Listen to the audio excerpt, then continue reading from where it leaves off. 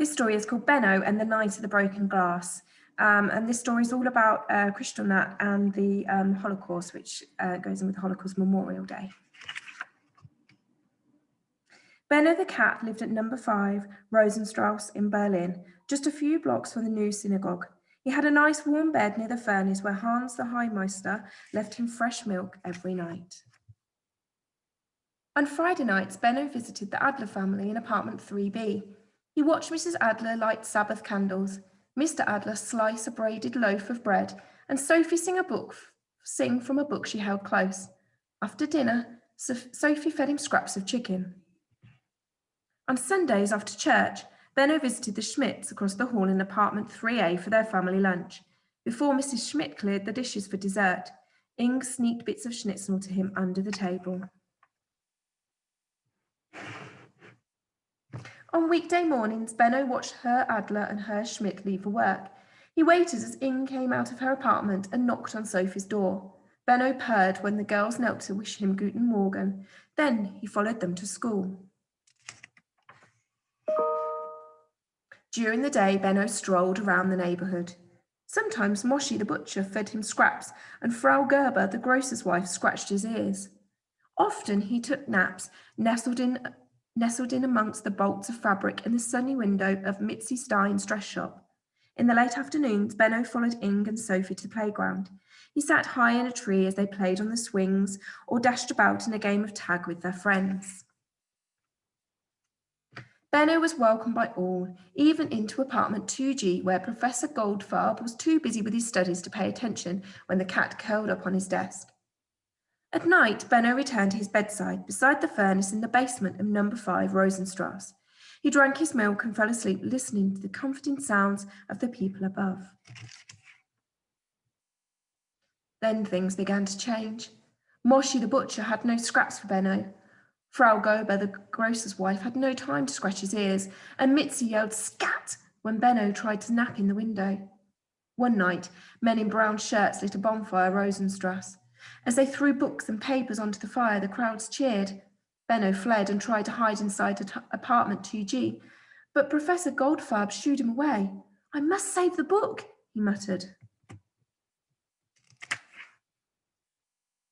And a few days later, Benno watched Inge leave for school without knocking on Sophie's door. He waited a long time before Sophie came out and walked to school alone. Neither girl wished him Guten Morgen. After school, Benno watched Inge with her friends at the playground. Sophie hurried past the park, her head low. Later, when Benno went home, he found the door to apartment 3B was locked.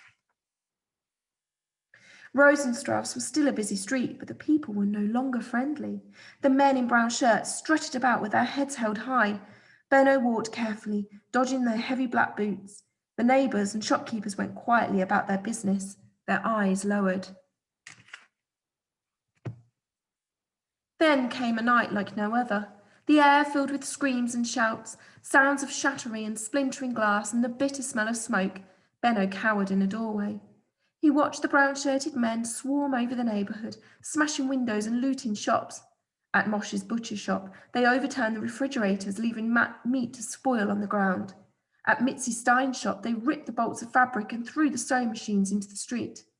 Benno saw the beautiful new synagogue set ablaze. The Torah scrolls were dragged onto the street and trampled. Herr Gerber's grocery remained untouched. Back at number 5, Rosenstrasse, Benno saw the Hallmeister let the brown shirts into the building and direct them to certain apartments. They broke into Professor Goldfarb's apartment and tore his books and papers from their shelves. "I must save the books," the professor cried as he was dragged away. Benno ran upstairs. In apartment 3B, the mob was breaking the Adler's furniture and throwing books out the windows, even the one Sophie sang from every Friday night. The Schmidt's apartment was untouched. The next morning, Benno saw Herr Schmidt leave for work, then Inge left for school.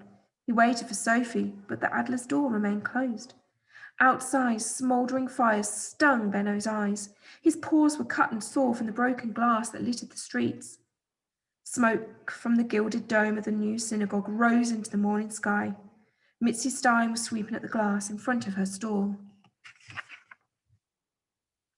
Herr Gerber's grocery was open for business as usual. Benno could not find Moshi the butcher. He never saw Professor Goldberg or Sophie and her family again.